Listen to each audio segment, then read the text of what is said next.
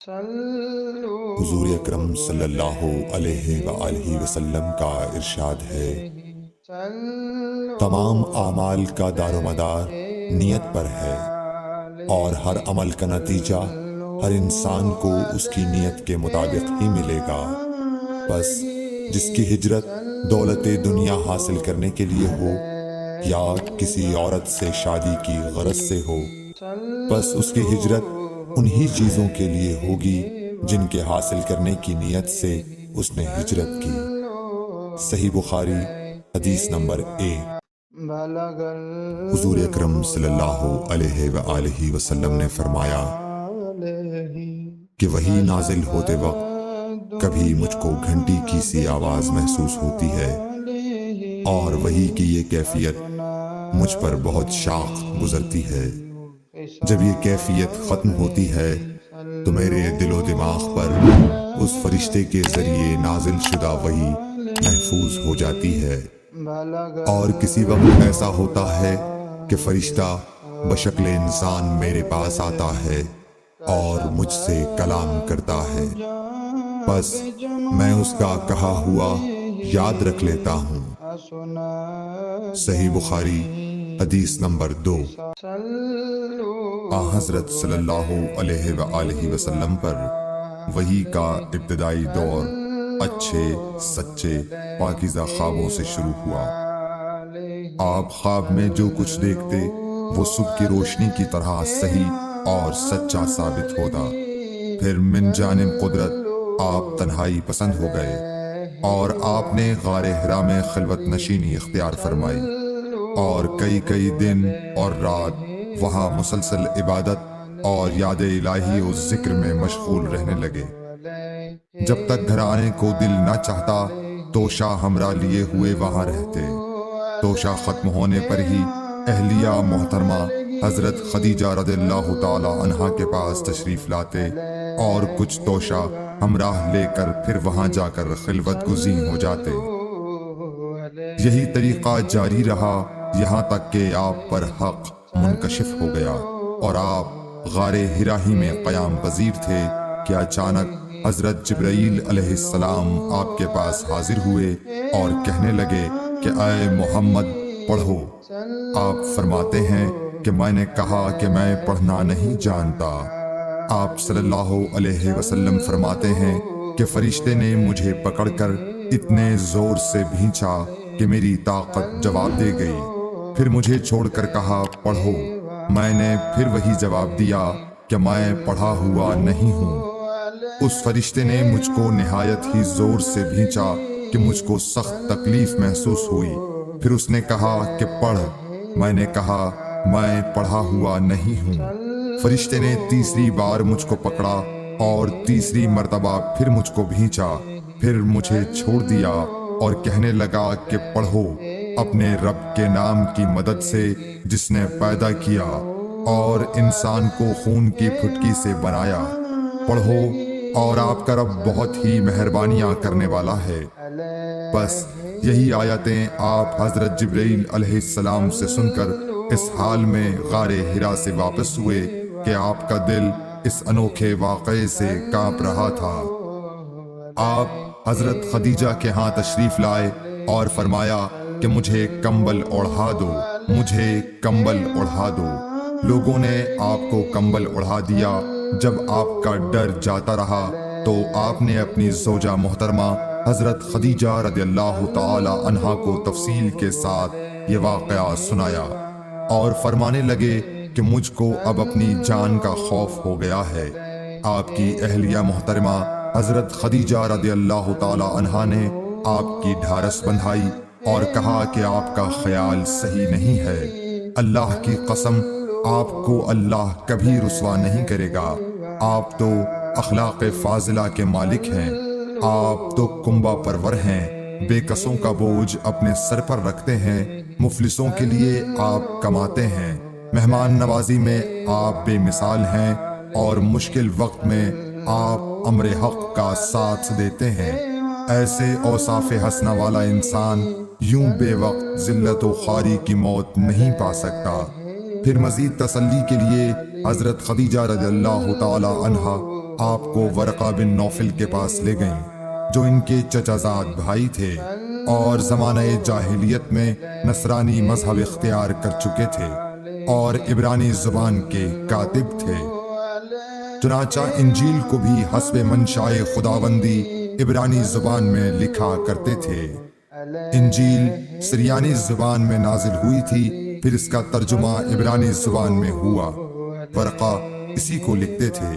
وہ بہت بوڑھے ہو گئے تھے، یہاں تک کہ ان کی بینائی بھی رخصت ہو چکی تھی۔ حضرت خدیجہ رضی اللہ تعالی عنہا نے ان کے سامنے آپ کے حالات بیان کیے اور کہا کہ اے چچا زاد بھائی، اپنے بھتیجے محمد صلی اللہ علیہ وسلم کی زبانی ذرا ان کی کیفیت سن لیجئے۔ وہ بولے کہ بھتیجے، آپ نے جو کچھ دیکھا ہے اس کی تفصیل سناؤ۔ چنانچہ آپ صلی اللہ علیہ وآلہ وسلم نے از اول تا آخر پورا واقعہ سنایا، جسے سن کر ورقہ بے اختیار ہو کر بول اٹھے کہ یہ تو وہی ناموس معزز رازدان فرشتہ ہے جسے اللہ نے حضرت موسیٰ علیہ السلام پر وحی دے کر بھیجا تھا۔ کاش میں آپ کے اس عہد نبوت کے شروع ہونے پر جوان عمر ہوتا، کاش میں اس وقت تک زندہ رہتا جبکہ آپ کی قوم آپ کو اس شہر سے نکال دے گی۔ رسول کریم صلی اللہ علیہ وآلہ وسلم نے یہ سن کر تعجب سے پوچھا کہ کیا وہ لوگ مجھ کو نکال دیں گے، حالانکہ میں تو ان میں صادق و امین و مقبول ہوں۔ ورقہ بولا، ہاں یہ سب کچھ سچ ہے، مگر جو شخص بھی آپ کی طرح امر حق لے کر آیا، لوگ اس کے دشمن ہی ہو گئے ہیں۔ اگر مجھے آپ کی نبوت کا وہ زمانہ مل جائے تو میں آپ کی پوری مدد کروں گا۔ مگر ورقہ کچھ دنوں کے بعد انتقال کر گئے، پھر کچھ عرصے تک وحی کی آمد موقوف رہی۔ صحیح بخاری حدیث نمبر 3۔ حضور اکرم صلی اللہ علیہ وآلہ وسلم نے وحی کے رک جانے کے زمانے کے حالات بیان فرماتے ہوئے کہا کہ ایک روز میں چلا جا رہا تھا کہ اچانک میں نے آسمان کی طرف ایک آواز سنی اور میں نے اپنا سر آسمان کی طرف اٹھایا۔ کیا دیکھتا ہوں کہ وہی فرشتہ جو میرے پاس غار حرا میں آیا تھا، وہ آسمان و زمین کے بیچ میں ایک کرسی پر بیٹھا ہوا ہے۔ میں اس سے ڈر گیا اور گھر آنے پر میں نے پھر کمبل اوڑھنے کی خواہش ظاہر کی۔ اس وقت اللہ پاک کی طرف سے یہ آیات نازل ہوئیں، اے لحاف اوڑھ کر لیٹنے والے، اٹھ کھڑا ہو اور لوگوں کو عذاب الہی سے ڈرا، اور اپنے رب کی بڑائی بیان کر، اور اپنے کپڑوں کو پاک صاف رکھ اور گندگی سے دور رہ۔ اس کے بعد وہی تیزی کے ساتھ پے در پے آنے لگی۔ صحیح بخاری حدیث نمبر 4۔ رسول اللہ صلی اللہ علیہ وآلہ وسلم نزول قرآن کے وقت بہت سختی محسوس فرمایا کرتے تھے، اور اس کی علامتوں میں سے ایک یہ تھی کہ یاد کرنے کے لیے آپ اپنے ہونٹوں کو ہلاتے تھے۔ ابن عباس رضی اللہ تعالیٰ عنہ نے کہا، میں اپنے ہونٹوں کو ہلاتا ہوں جس طرح آپ ہلاتے تھے۔ سعید کہتے ہیں، میں بھی اپنے ہونٹ ہلاتا ہوں جس طرح ابن عباس رضی اللہ تعالیٰ عنہ کو میں نے ہلاتے دیکھا۔ پھر انہوں نے اپنے ہونٹ ہلائے۔ ابن عباس رضی اللہ تعالیٰ عنہ نے کہا، پھر یہ آیت اتری کہ اے محمد، قرآن کو جلد جلد یاد کرنے کے لیے اپنی زبان نہ ہلاؤ، اس کا جمع کر دینا اور پڑھا دینا ہمارا ذمہ ہے۔ حضرت ابن عباس رضی اللہ تعالیٰ عنہ کہتے ہیں، یعنی قرآن آپ صلی اللہ علیہ وآلہ وسلم کے دل میں جمع دینا اور پڑھا دینا ہمارے ذمہ ہے۔ پھر جب ہم پڑھ چکے تو اس پڑھے ہوئے کی اتباع کرو۔ ابن عباس رضی اللہ تعالیٰ عنہ فرماتے ہیں، اس کا مطلب یہ ہے آپ اس کو خاموشی کے ساتھ سنتے رہو، اس کے بعد مطلب سمجھا دینا ہمارے ذمہ ہے۔ پھر یقیناً یہ ہماری ذمہ داری ہے کہ آپ اس کو پڑھو، یعنی اس کو محفوظ کر سکو۔ چنانچہ اس کے بعد جب آپ کے پاس حضرت جبرائیل علیہ السلام وحی لے کر آتے تو آپ توجہ سے سنتے، جب وہ چلے جاتے تو رسول اللہ صلی اللہ علیہ وسلم اس وحی کو اس طرح پڑھتے جس طرح حضرت جبرائیل علیہ السلام نے اسے پڑھا تھا۔ صحیح بخاری حدیث نمبر 5۔ رسول اللہ صلی اللہ علیہ وآلہ وسلم سب لوگوں سے زیادہ جواد سخی تھے، اور رمضان میں دوسرے اوقات کے مقابلے میں جب جبرائیل علیہ السلام آپ صلی اللہ علیہ وآلہ وسلم سے ملتے بہت ہی زیادہ جود و کرم فرماتے۔ جبرائیل علیہ السلام رمضان کی ہر رات میں آپ صلی اللہ علیہ وآلہ وسلم سے ملاقات کرتے اور آپ کے ساتھ قرآن کا دورہ کرتے۔ غرض حضرت صلی اللہ علیہ وآلہ وسلم لوگوں کو بھلائی پہنچانے میں بارش لانے والی ہوا سے بھی زیادہ جود و کرم فرمایا کرتے تھے۔ صحیح بخاری حدیث نمبر 6۔ ہرقل شاہ روم نے قریش کے قافلے میں ایک آدمی بلانے کو بھیجا، اور اس وقت یہ لوگ تجارت کے لیے ملک شام گئے ہوئے تھے، اور یہ وہ زمانہ تھا جب رسول اللہ صلی اللہ علیہ وسلم نے قریش اور ابو سفیان سے ایک وقتی عہد کیا ہوا تھا۔ جب ابو سفیان اور دوسرے لوگ ہرقل کے پاس ایلیا پہنچے جہاں ہرقل نے دربار طلب کیا تھا، اس کے گرد روم کے بڑے بڑے لوگ، علماء، وزراء و امراء بیٹھے ہوئے تھے۔ ہرقل نے ان کو اور اپنے ترجمان کو بلوایا، پھر ان سے پوچھا کہ تم میں سے کون شخص مدعی رسالت کا زیادہ قریبی عزیز ہے؟ ابو سفیان کہتے ہیں کہ میں بول اٹھا کہ میں اس کا سب سے زیادہ قریبی رشتہ دار ہوں۔ یہ سن کر ہرقل نے حکم دیا کہ اس ابو سفیان کو میرے قریب لا کر بٹھاؤ اور اس کے ساتھیوں کو اس کی پیٹھ کے پیچھے بٹھا دو۔ پھر اپنے ترجمان سے کہا کہ ان لوگوں سے کہہ دو کہ میں ابو سفیان سے اس شخص یعنی محمد صلی اللہ علیہ وسلم کے حالات پوچھتا ہوں۔ اگر یہ مجھ سے کسی بات میں جھوٹ بول دے تو تم اس کا جھوٹ ظاہر کر دینا۔ ابو سفیان کا قول ہے کہ خدا کی قسم اگر مجھے یہ غیرت نہ آتی کہ یہ لوگ مجھ کو جھٹلائیں گے تو میں آپ صلی اللہ علیہ وسلم کی نسبت ضرور غلط گوئی سے کام لیتا۔ خیر، پہلی بات جو ہرقل نے مجھ سے پوچھی وہ یہ کہ اس شخص کا خاندان تم لوگوں میں کیسا ہے؟ میں نے کہا وہ تو بڑے اونچے عالی نسب والے ہیں۔ کہنے لگا اس سے پہلے بھی کسی نے تم لوگوں میں ایسی بات کہی تھی؟ میں نے کہا نہیں۔ کہنے لگا اچھا اس کے بڑوں میں کوئی بادشاہ ہوا ہے؟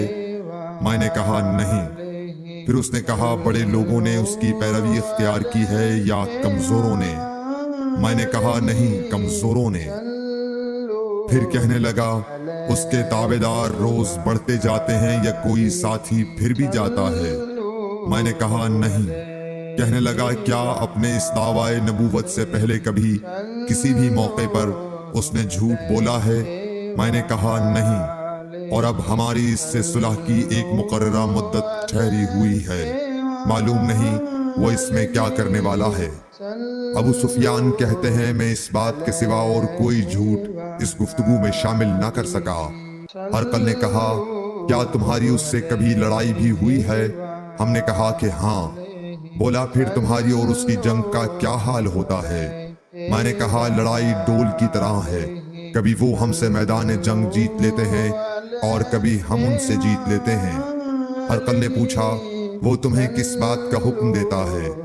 میں نے کہا وہ کہتا ہے کہ صرف ایک اللہ ہی کی عبادت کرو، اس کا کسی کو شریک نہ بناؤ، اور اپنے باپ دادا کی شرک کی باتیں چھوڑ دو، اور ہمیں نماز پڑھنے، سچ بولنے، پرہیزگاری اور صلہ رحمی کا حکم دیتا ہے۔